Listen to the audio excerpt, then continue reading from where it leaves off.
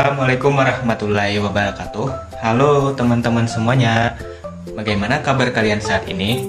Saya senang sekali bisa bertemu walaupun hanya pertemuan online ini. Dan terima kasih kepada Ibu Yulida Mahkuna MPD selaku dosen pembimbing mata kuliah English for Young Learners.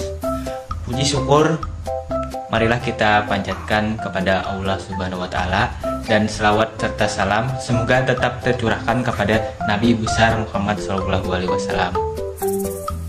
Dan semoga semuanya yang hadir di presentasi online ini diberikan kesehatan dan juga rezeki yang berlimpah. Amin ya rabbal alamin.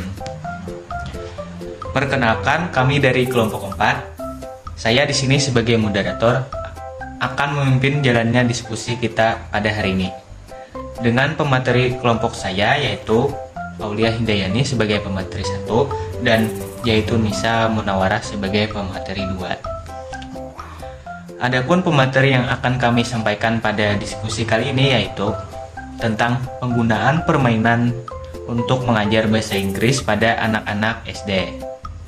Dan untuk lebih jelasnya, marilah kita simak penyampaian materi dari pemateri berikut ini. Hakikat dan prinsip pembelajaran bahasa Inggris untuk anak. Anak-anak usia 7-11 tahun berkembang kemampuannya untuk dapat menerapkan pemikiran secara logis terhadap masalah-masalah yang konkret. Mengalami hal-hal yang konkret membantu anak untuk memahami konsep dan ide baru. Menggunakan bahasa untuk berinteraksi dan saling bertukar informasi pada usia dini menjadi lebih penting daripada tingkat usia sebelumnya.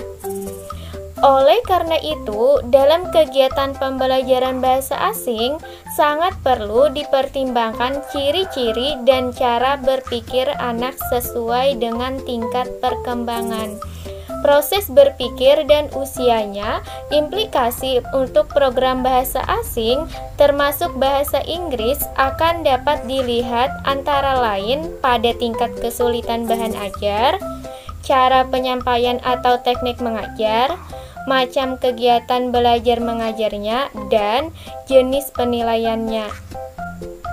Anak-anak perlu bermain dengan bahasa, mencobanya, mengujinya, menerima umpan balik, dan mencobanya lagi. Ini adalah cara anak-anak menguji pemahaman aturan kebahasaan dan menyesuaikan dengan dunianya.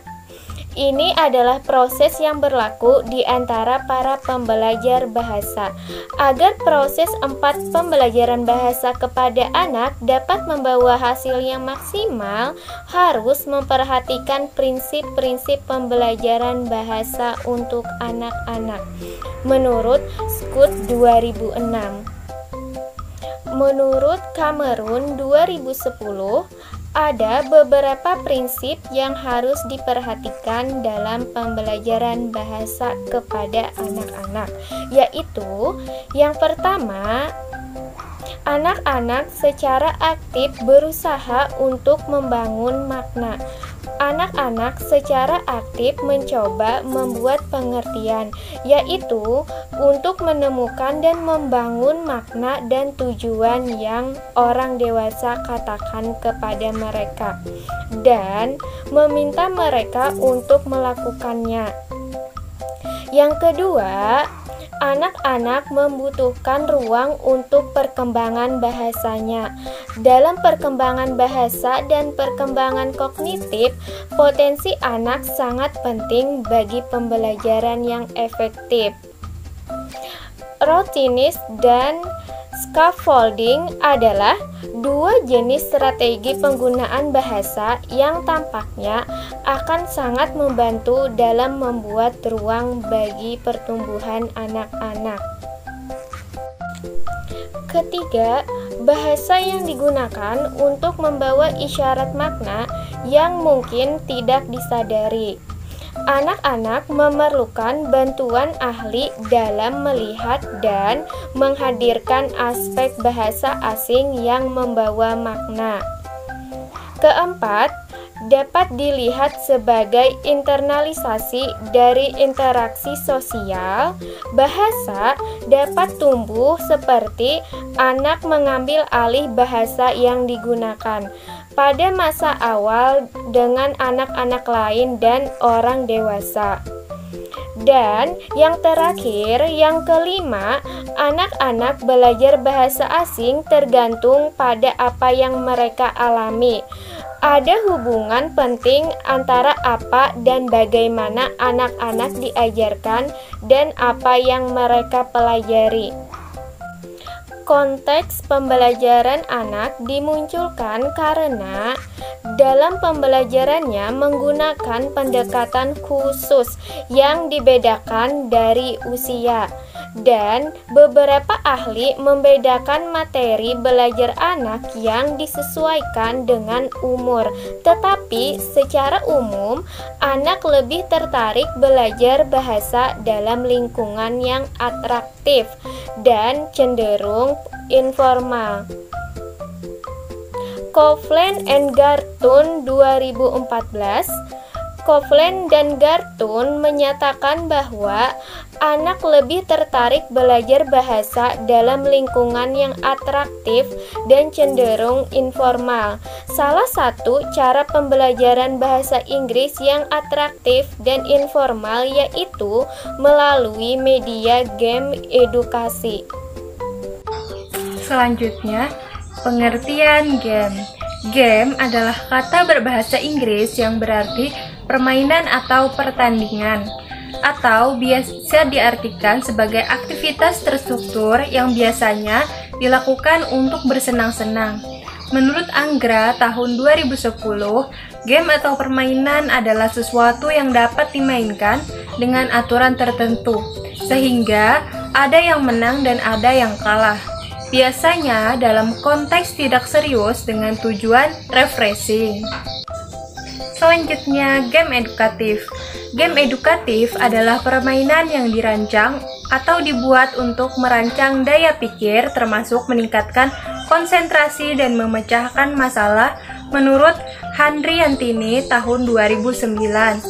Game edukasi adalah salah satu jenis media yang digunakan untuk memberikan pengajaran, menambah pengetahuan penggunanya melalui suatu media unik dan menarik.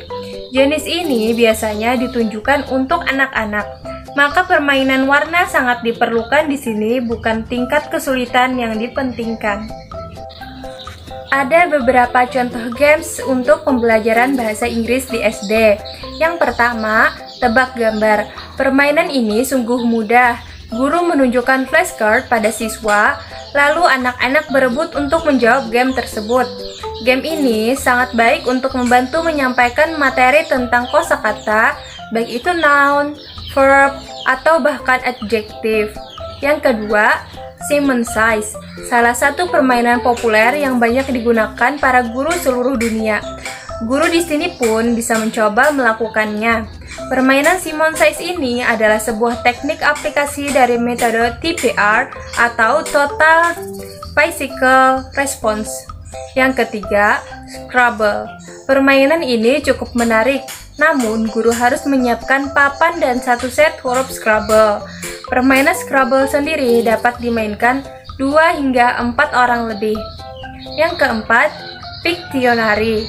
Ini adalah games yang menarik untuk pembelajaran bahasa Inggris di level sekolah dasar.